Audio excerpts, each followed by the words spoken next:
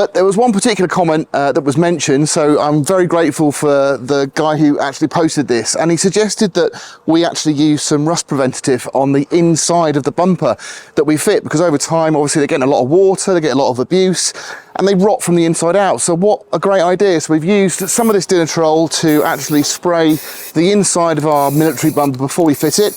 I'm now going to put some on the chassis where we put the rust converter, and then we're going to slide everything on. Now I've got a couple of options here. We are going to use the kit that sort of eliminates that horrible clip plate that goes on the bottom of the bumper, and we're going to use one of these captive plates, and I'm going to show you the difference. So I did actually clean up the original bolts, and you'll see they've come up. I used the Dinitrol, they've come up really nice.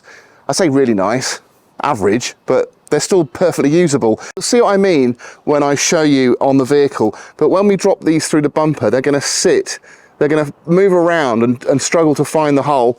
But with that point in there, there's going to be a much easier connection. So that is why I like these bolts. But also we've got the stainless ones, and I think obviously I'd rather use the stainless kit, but I did want to just demonstrate that, you know, if you have got some rather rusty looking bolts, they might not be at the end of their life. You could try using some of that rust converter and get some more use out of them. I'm hoping these are going to go in a treat.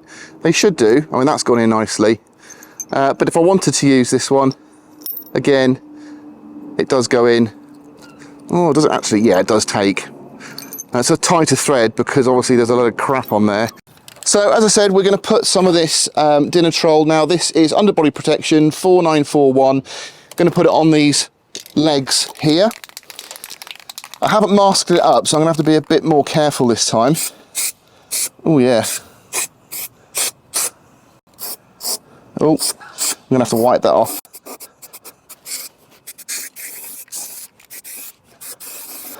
There. That looks pretty well protected. It's already drying off, which is good. I think that's actually come up really well. So that's better than I expected. So it's gone sort of like a matte black finish. Now it's dry. It's a bit tacky still, but that doesn't mean we can't put the bumper on. But yeah, massive improvement. I think I kind of said before in a couple of videos, but these plates, they are quite difficult to position. So if you slide these in from the front, and that is the position you want them in, but you can get your finger in here and just support it, and that's why we took the bungs out. So one in there, one on this side. Quite simply, we'll just offer it up, making sure you've got it the right way around. It's all very sloppy. So our first bolt, we'll drop it in there. I'm going to drop another one in the other side just to make sure it doesn't slide off. And so all I've got to do is just twist it flat, put my finger to support it. There we go. So one's gone in a treat, that was the easy one. There we go.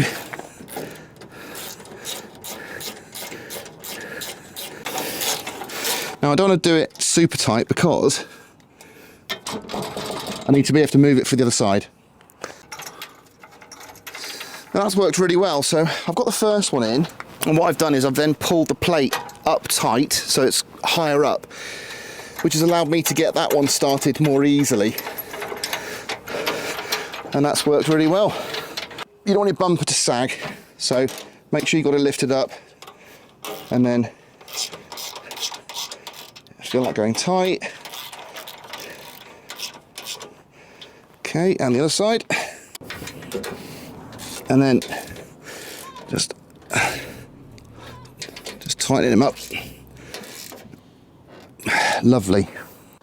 So just to finish these off, obviously you get the nice caps there, and that does the trick. I've just sprayed some more Dinitrol in there because obviously that's going to collect some water, but I really like the fact that this has got the additional holes here. So if we wanted to put, you know, a towing eye ring on there of any type, we've got the additional bolts ready to take it. So obviously if we're going off-road or anything like that, or we're going into mud, this area is going to collect a lot of moisture. So I'm going to go in with a bit more of this under seal.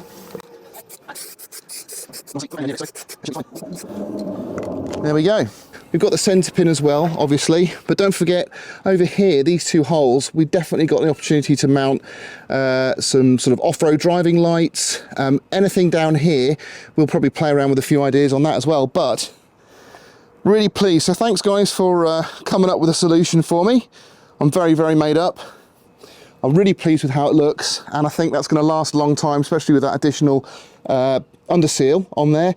We'll get a couple of new rubber caps for the legs just to tidy the whole thing up, and then we'll be ready pretty soon to tackle a few more jobs.